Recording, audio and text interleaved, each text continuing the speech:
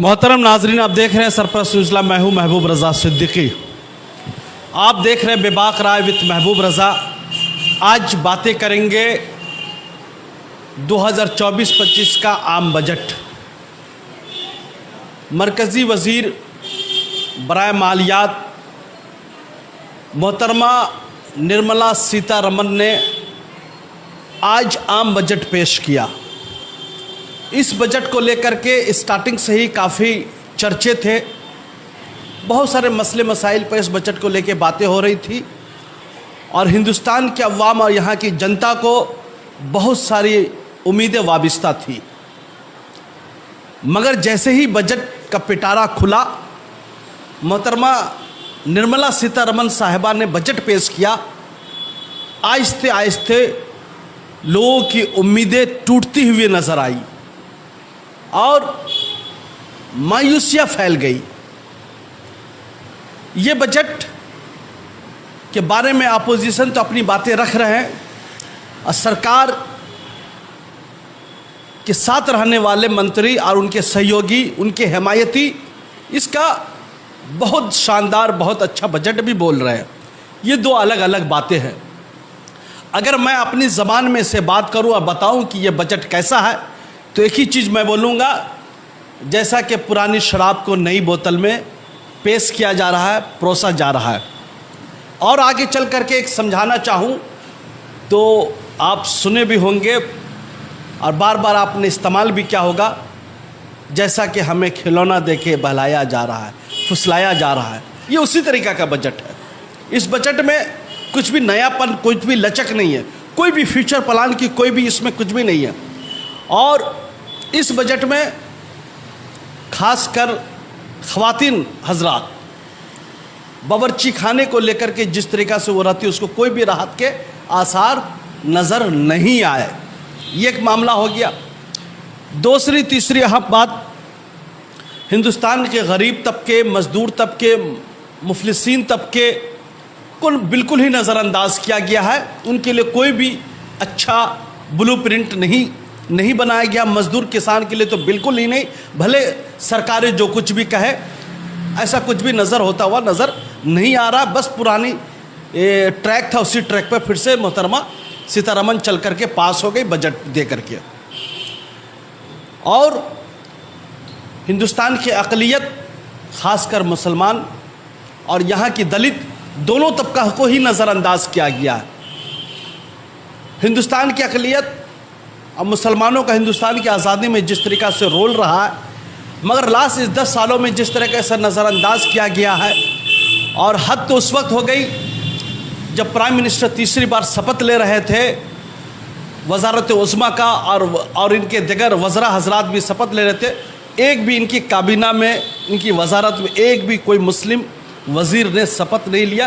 ये हिंदुस्तान की तारीख़ का पहला ऐसा शपथ था, ऐसा मंत्रालय था। तो आप समझ सकते हैं कि जिस वज़ारत में कोई भी मुस्लिम चेहरे नहीं होंगे, तो उस बजट से मुसलमानों अक़लियत को कोई भी ख़ास उम्मीदें नहीं रहती है। ये बातें हो गई।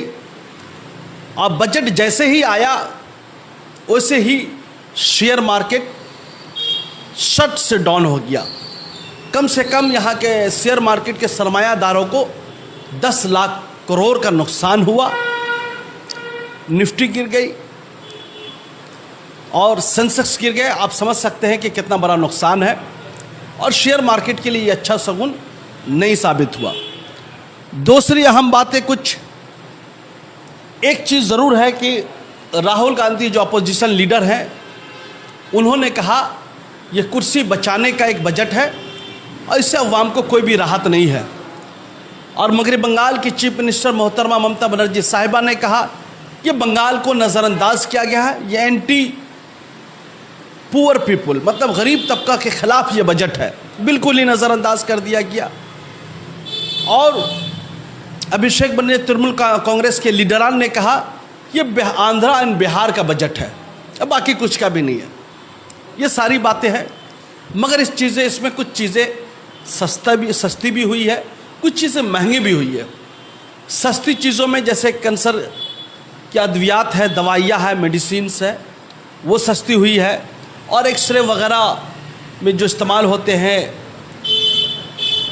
वो चीज़ें सस्ती हुई है। सोना चांदी सस्ता हुआ है। सोना चांदी सस्ता होने से इससे गरीबों को बहुत ज़्यादा फ़ायदा नहीं पहुंचता है, इसलिए कि जो सोना होता है वो बेचारे गरीब तबके के पास उतने पैसे नहीं होते हैं, ठीक से गुजर बसर नहीं होता है, तो सोना चांदी क्या खरीद करके क्या बचाएंगे, क्या सेव करेंगे। तो इससे भी अमीर तबकों को ही फ़ायदा होगा। उस साल में बेटी वगैरह का शादी हुआ या किसी घर में शादी हुआ तो साल में एक बार जाकर या अपनी ज़िंदगी में 2-3 बार जाकर के सोना खरीदते हैं। तो इस तरीके का मामला है। तो सोना चांदी से भी अमीरों को फ़ायदा होगा। प्लाटीनियम भी सस्ता हुआ है। एक ज़रूर बात है कि मोबाइल फ़ोन्स एंड एसेसरीज सस्ते हुए हैं, इसलिए जो एक्साइज ड्यूटी था वो घटा कर 15% कर दिया गया। तो एक अच्छा सगुन है कि मोबाइल यूज़र के लिए, एसेसरीज इस्तेमाल करने वालों के लिए ये चीज़ें हैं, मोबाइल एसेसरीज ये सस्ता हो गया है, इसका फ़ायदा भी पहुँचेगा। दूसरी तीसरी अहम बात, बिहार का स्टार्टिंग से ही 2000 से ही स्पेशल राज्य का दर्जा का डिमांड था। कंटिन्यू बिहार इस डिमांड को कर रहा है। आरजेडी हो या जेडीयू, दोनों को लीडरान करते हैं, चाहे सरकारें जिसकी भी हो, कंटिन्यू करते हुए आ रहे हैं। इस बार तो और ऐसा भी देखा गया था कि लग रहा है कि इस बार वाकई में बिहार को जो है स्पेशल राज्य का दर्जा मिल जाएगा, मखसूस रियासत का दर्जा। मगर इस बार भी नहीं मिला, मगर स्पेशल पैकेज ज़रूर मिल गया। लंबा चौड़ा पैकेज मिला, 26,000 करोड़, 11,000 और इस तरह 58,900 करोड़। तो ये सारी चीज़ें हैं। ये पैकेज का अनाउंसमेंट होना और पैकेज का समझ इसको पैसे को खर्च कर लेना और तरक्यात के काम कर लेना दो अलग अलग बातें हैं। ये मैं क्यों बोल रहा हूँ? 2015 में 2014 में दिल्ली में पहली बार प्राइम मिनिस्टर मोदी साहब ने वज़ारत उज़्मा का शपथ लिया था, वज़ीर आज़म बने थे, और बिहार में 15 में इलेक्शन होने वाला था और जेडीयू उनके साथ थी।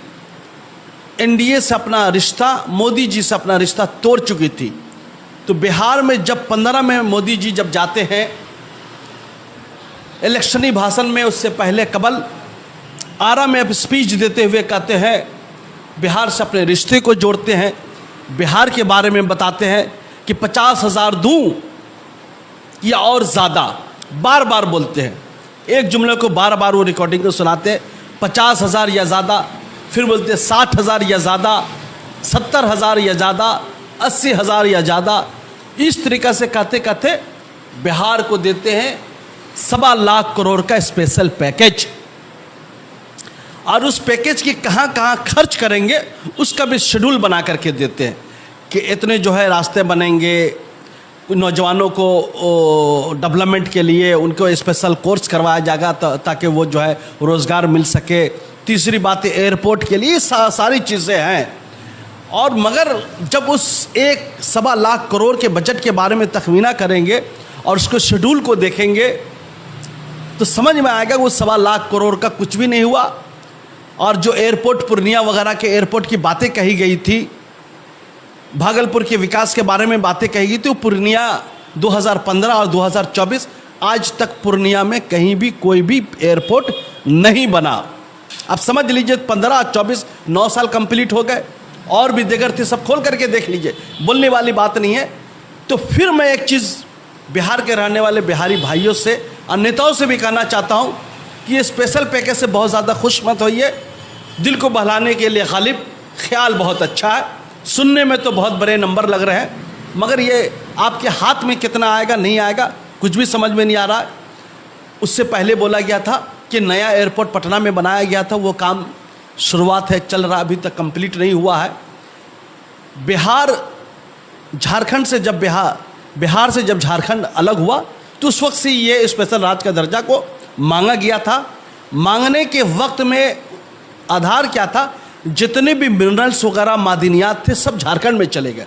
बिहार के पास बच गया पानी बालू और कुछ जंगलात वगैरह, वो भी बहुत बराने, पानी और बालू बच गया। इसको लेकर के अब बार बार मनोज झा ने इस बार फिर बजट सेशन से पहले भी कहा, अगर बिहार को स्पेशल राज्य का दर्जा नहीं दिया जाता है, स्पेशल पैकेज नहीं दिया जाएगा तो बिहार तरक्की नहीं कर सकता है। इसलिए कि हम लोग बहुत पिछड़े थे, पिछड़े हैं, पिछड़े ही रह जाएंगे।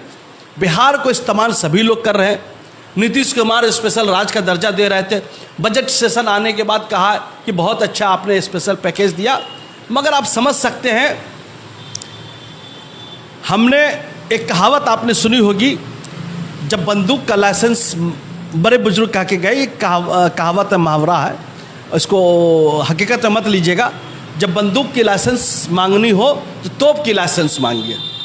तो कहने का मतलब है, तो बिहार तो सेंट्रल सरकार ने, मरकजी सरकार ने स्पेशल दर्जा इन्होंने मांगा था, स्पेशल पैकेज देकर के, झुंझुना देकर के बोले दे दिया, आप जाइए इसी में काम चलाइए।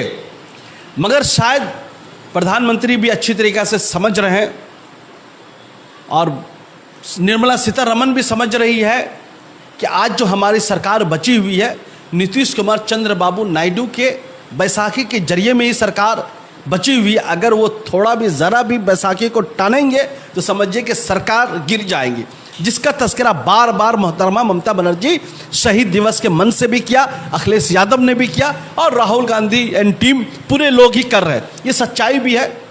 और इस बार पहली बार जो 10 साल के बाद मोदी सरकार ने एनडीए सरकार बोला गया और बातचीत भी हुई, तो ऐसे बजट के बारे में क्या कहूँ मैं, किस तरीक़ा से कहूँ। अखिलेश यादव बोल रहे हैं हमारी रियासत सबसे बड़ी रियासत है, यहाँ किसान मजदूरों के लिए कुछ नहीं है, यूपी को कुछ नहीं दिया गया।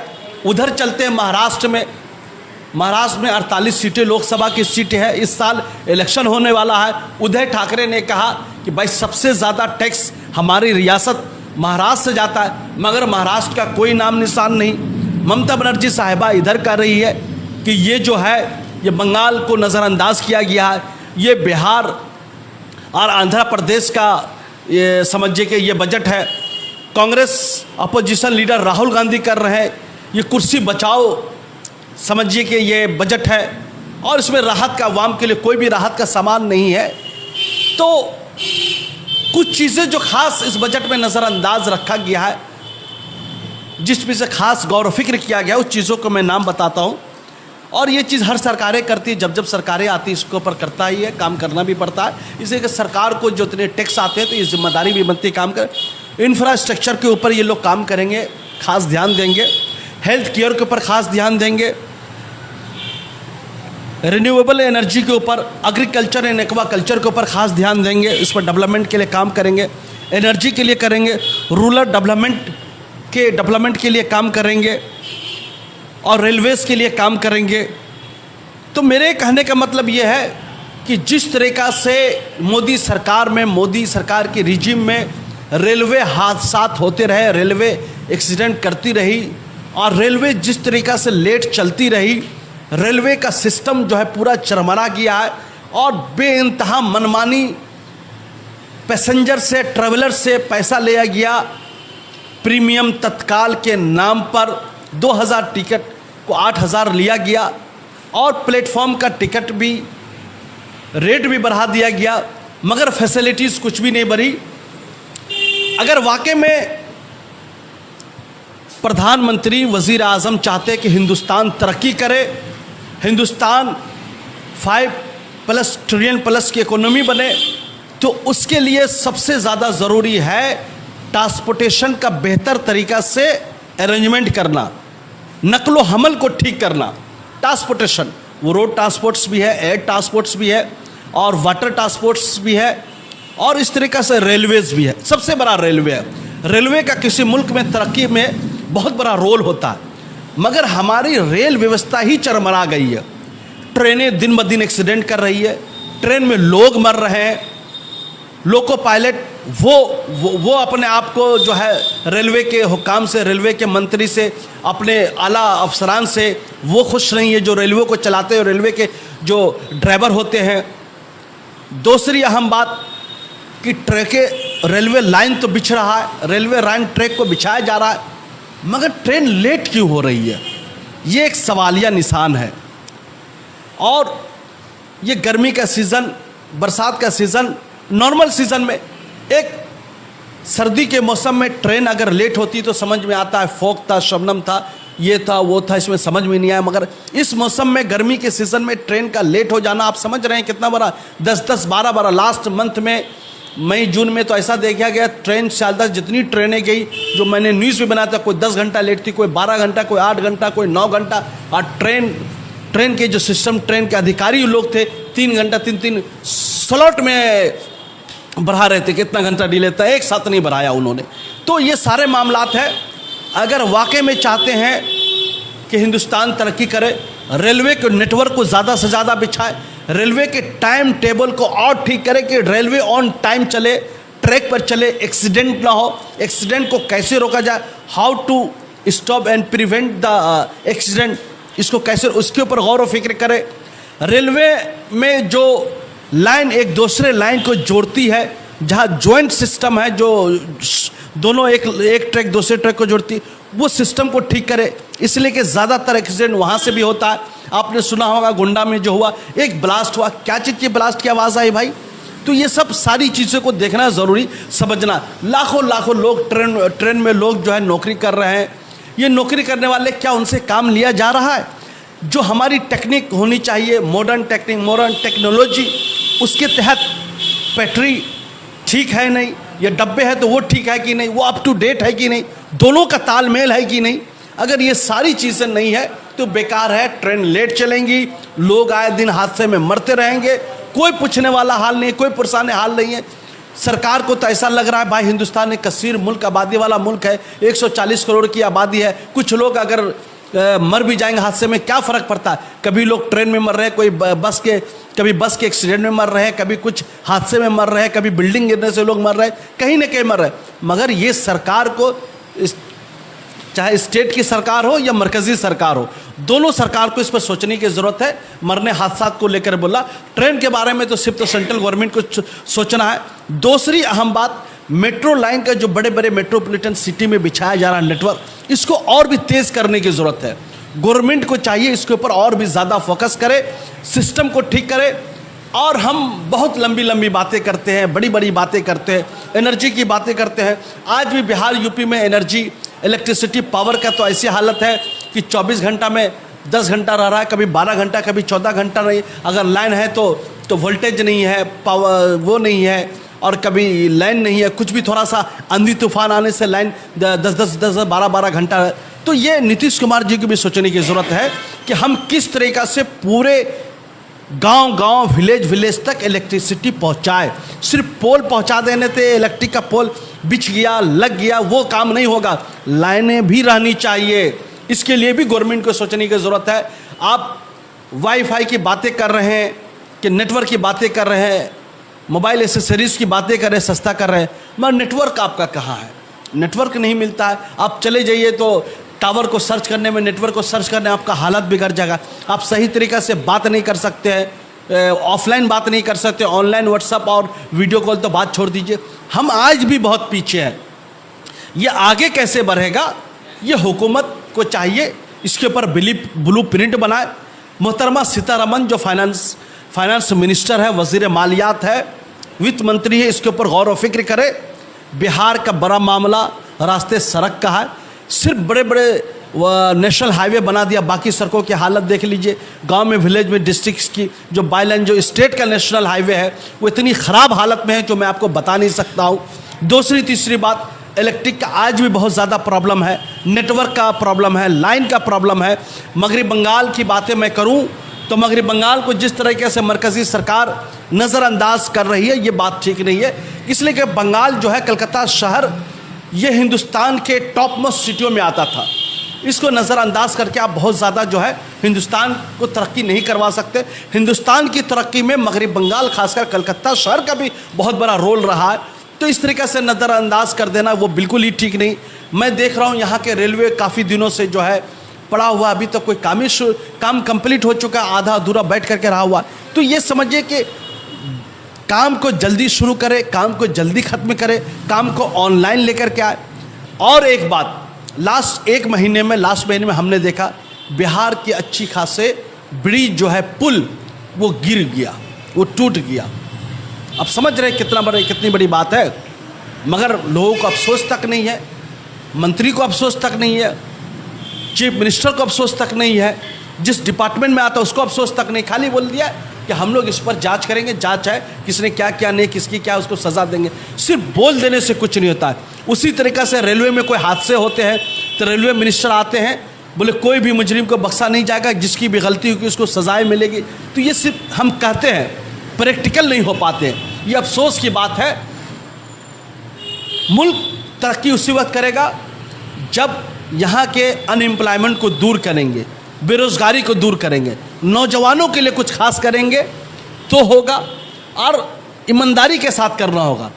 सिर्फ आंध्रा का कर दिया, बिहार का कर दिया, बंगाल का नहीं किया और दिगर रियासतों का नहीं किया, नहीं। इस देश में जहाँ जहाँ भी युवा रहते हैं उसको बराबर बराबर का हक दीजिए। जहाँ आपकी सरकारें हैं वहाँ भी दीजिए, जहाँ आपकी सरकारें नहीं हैं उसको भी दीजिए। इसलिए कि आप जो प्राइम मिनिस्टर हैं, पूरे देश भर के प्राइम मिनिस्टर, किसी एक स्टेट के नहीं हैं। ये नंबर 1 दीजिए। हेल्थ सिस्टम को ठीक कीजिए, हेल्थ के ऊपर काम कीजिए। आप एम्स लगाने की बात करते हैं, हॉस्पिटल बनाने की बात करते हैं, सेंट्रल गवर्नमेंट में बात करते हैं, मगर आज भी जो इलाज होनी चाहिए यूपी में, आपने देखा होगा कि लोग रास्ते में मर गए। लॉकडाउन में देखा होगा, हॉस्पिटल तक में रखने की जगह नहीं थी। आज भी पूरे देश भर में मैं बात बोलता हूँ, सरकारी हॉस्पिटलों की जो तौर तरीके इलाज के वो बिल्कुल भी ठीक नहीं है। आज पब्लिक प्राइवेट हॉस्पिटल का नेटवर्क जाल इतना बिछाया जा रहा है जिसका कोई हद हिसाब नहीं। इसके भी जिम्मेदार गवर्नमेंट है। गवर्नमेंट भी बिल्कुल नहीं चाहती है जो सरकारी हॉस्पिटल्स है उसका इलाज का सिस्टम बेहतर से बेहतरीन हो, ताकि गरीब आदमी एक अच्छी तरीक़ा से यहाँ पर बैठ करके इलाज करवा सके। तो हेल्थ सिस्टम का ठीक ना होना ये बहुत अफसोसनाक है। 1-1.5 महीना कबल चितरंजन की हमने एक न्यूज़ बनाई थी। एक इलाज के लिए एक व्यक्ति गया था कलकत्ता हॉस्पिटल में, कलकत्ता में चितरंजन हॉस्पिटल है। दिखाने के बाद शायद डॉक्टर जो था वो ट्रेनिंग पीरियड में था, वो पुलिस को कुछ कंप्लेन किया, कुछ पूछा होगा कि क्या दवाई लिख रहे हो, हमको बताइए। तो इस कदर चितरंजन हॉस्पिटल के कंपार्टमेंट में, मतलब ग्राउंड में इस तरह मारा गया कि जो हम आपको बता नहीं सकते। तो हमने लिखा था कि लगता है कलकत्ता पुलिस जालिम हो चुकी है। तो ये सारी बातें हैं। तो हॉस्पिटल के सिस्टम को ठीक करना, नौजवानों को रोज़गार देना, बेहतर से बेहतरीन एजुकेशन सिस्टम को ठीक करना। मगर क्या हो गया है, राहुल गांधी बार बार कहते हैं भाई कि जो तालीम का पैमाना था वो तालीम और का बड़ी बड़ी नौकरियां जो है आज गरीब लोग की बस की बात नहीं, ये अमीरों की हो चुकी है। क्यों है हो गई है? उनका कहने का मतलब था पेपर लीक हो रहा है, पेपर को ख़रीदा जा रहा है, एग्जामिनर को ख़रीदा जा रहा है, उसके बाद जो है लोग नंबर में आ रहे हैं। आप जान सकते हैं नीट के एग्ज़ाम में अगर धांधली होगी तो कैसे डॉक्टर इंजीनियर पैदा करेंगे। अगर यूपीएससी में जो पूजा का जिस तरीक़ा से मामला आ रहा है वो उसको लेकर के आप देख रहे हैं कि जिस तरीक़ा से छेड़छाड़ किया गया, तो आप समझ सकते हैं कि मामला क्या है। आप अक्लमंद आदमी हैं, आपको बताने की ज़रूरत नहीं। मेरा काम था आप तक इशारा कर देना। आप अगर वोट देते हैं 2, 3, 4 बार वोट देते हैं, एक बार दिल्ली में सरकार बनाने के लिए वोट देते हैं। आप कोई भी पार्टी का एमपी जीते, लोकसभा में जीत कर, उसको अपने मसाइल बताइए। आप कहिए कि पार्लियामेंट में हमारे एरिया का ये मसाइल है, जाकर के उठाइए। अगर ज़रूरत पड़े तो स्पेशल हमारे लोकसभा डिस्ट्रिक्ट्स के लिए स्पेशल पैकेज मांगिए। ये एरिया से पिछड़े, हमारे एरिया में अच्छे हॉस्पिटल नहीं तो हॉस्पिटल का डिमांड कीजिए, अच्छे कॉलेज नहीं तो कॉलेज का डिमांड कीजिए, अच्छी यूनिवर्सिटियों का डिमांड कीजिए, तभी एरिया का तरक्की होगा। वोट देते हैं, टैक्स देते हैं, अच्छी सड़कें नहीं है, सड़कें खराब है, सड़कें की हालत ठीक नहीं है, तो सड़कों के बारे में भी डिमांड कीजिए। यह आपकी जिम्मेदारी बनती है। अगर एक एमएलए को जिताते हैं, वो एमएलए जीतने के बाद वो हल्के में काम नहीं होता, एमएलए से काम लीजिए। मगर क्या है, हम वोट दे दिया बड़ी जिम्मा हो गया, नहीं। हम वोट इसीलिए दे रहे हैं आपको कि मेरा डेवलपमेंट का काम करे, विकास का काम करे। मगर ये सच्चाई है। फिर एक सच्चाई मजबूती के साथ रख रहा हूँ, पूरे देश भर के नेताओं की यही हाल है कि आम लोग का नेता तक पहुँचना बहुत मुश्किल हो जाता है। आप कभी भी अपने एरिया के लोकसभा के एमपी से मिलना चाहेंगे तो आप आसानी के साथ, आम आदमी तो बिल्कुल नहीं मिल सकते। सबसे पहले उनके ऑफिस या घर में जो भी उनका दफ्तर होगा वहाँ पर जाएंगे, कौन है, कहाँ से आए हैं, क्या करने के लिए, इस किस्म के सवालात आपको पूछे जाएंगे। ठीक है, आपका अपॉइंटमेंट है कि नहीं है, आप आए कि किस दिन किस लिए, जाइए अपॉइंटमेंट लेकर के। तो आप समझ रहे हैं ना, वो आपका रिप्रेजेंटेटिव है, आपके तरक्की के लिए, आपके दुख दर्द सुनने के लिए उसका काम है। मगर उसके पीए, उसके हवारी लोग जो ऑफिस में बैठे हुए, अपॉइंटमेंट है कि नहीं है, या आपने उनसे टाइमिंग किया है कि नहीं, इस किस्म के सवालात ये कहीं ना कहीं हिंदुस्तान की जमहूरियत को पीछे कर रहा है। आम लोग मसले नहीं बता पा रहे हैं, थाने में आप सही से जाकर के अपना एप्लीकेशन नहीं दे पाएंगे बगैर सिफारिश के। तो ये सारे मसले मसाइल है। हम जितनी भी लंबी लंबी बातें करें, जितनी भी बड़ी बड़ी बातें करें, अगर ये बेसिक सिस्टम, प्राइमरी सिस्टम अगर ठीक नहीं होगा तो हम तरक्की नहीं कर सकते, हम बहुत पीछे रह जाएंगे।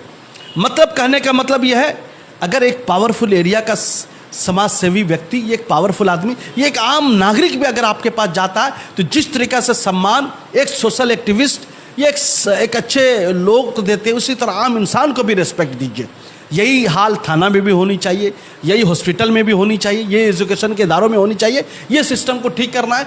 चलिए आज के लिए इतना ही बचाया, मगर फ़िलहाल एक चीज़ तो मैं बता दूं, अखिलेश यादव ने इसके बारे में कहा, ये बिल्कुल ही किसान मजदूर के खिलाफ है। यूपी के लिए कुछ नहीं दिया। उदय ठाकरे ने भी कहा कि सबसे ज़्यादा टैक्स हमारी रियासत से जाता है, मगर महाराष्ट्र का कोई नाम निशान नहीं, कुछ नहीं। मोहतरमा ममता बनर्जी साहिबा ने कहा कि भाई बंगाल को बिल्कुल ही नज़रअंदाज कर दिया गया, इसलिए कि इनकी सीटें 2019 में 20 थी, 20 से 18, अब ये 12 पे आ गई है। तो इनको ये उम्मीद हो चुका है कि बंगाल में अब मेरी दाल गलने वाली नहीं है, तो इसलिए कि दाल अब हम नहीं गला पाएंगे, तो इसलिए बंगाल को नज़रअंदाज ही कर दिया। एज पर द समझिए कि चीफ मिनिस्टर जो कहा, और अभिषेक बनर्जी साहब तृणमूल के लीडरान ने कहा कि ये आंध्रा और बिहार का रिजल्ट है, और अपोजिशन लीडर राहुल गांधी ने कहा ये कुर्सी बचाओ बजट है। मतलब सिर्फ आंध्रा बिहार को देखा गया, बाकी रियासत को कुछ भी देखा नहीं गया। तो ये चीज़ें हैं। चिदम्बरम साहब ने भी अपनी बातें, जो एक्स फाइनेंस मिनिस्टर, उन्होंने अपनी बातें रखी। ये बिल्कुल गरीब और बेरोज़गारों के लिए कुछ भी इसमें नहीं है। तो ये सारी बातें थी, हमने आपके सामने में भी रखा। आप इसे ज़्यादा से ज़्यादा लाइक कीजिए, फॉलो कीजिए, शेयर कीजिए, कमेंट्स कीजिए, अपनी बातें रखिए, ताकि हुकूमत तक हम आपकी बात पहुँचा सकें। हम आपके माध्यम है, हम आपकी बातें रखने वाले लोग हैं कि आपकी बात ईमान बाला तक पहुंचाते हैं और हुकूमत तक पहुंचाते हैं, और बहुत मजबूती के साथ रखते हैं। तो अपनी आवाज़ को ख़त्म होने मत दीजिएगा।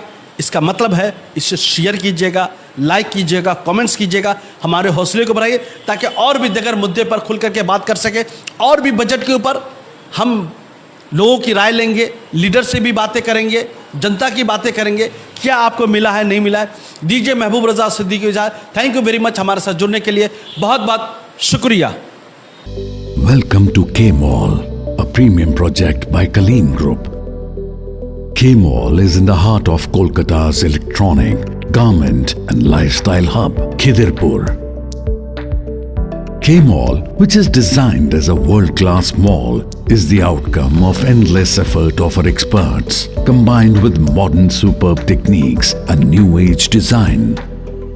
Book now